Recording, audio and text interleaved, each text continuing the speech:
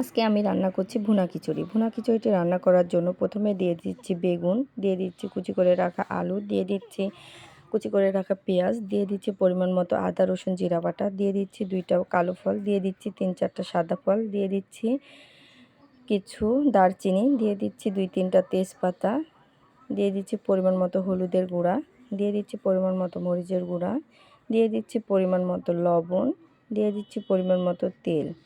তেলটা দেওয়ার পরে হাত দিয়ে ভালোভাবে মিক্স করে নেব। হাত দিয়ে মিক্স করলে খিচুড়ির টেস্টটা অনেক ভালো আসে, এর জন্য আমি হাত দিয়ে মিক্স করে নিচ্ছি। মিক্স করা হয়ে গেলে দিয়ে দেব পরিমাণ মতো পানি। পানিটি দেবার পরে ভালোভাবে নেড়েচেড়ে আমি চুলায় বসিয়ে দেব, দিয়ে ঢাকনা দিয়ে ঢেকে দেব। একটু পরে যখন বলক উঠে আসবে তখন আমি ঢাকনাটি তুলে আবার ভালোভাবে চারিদিকে মিক্স করে নেব।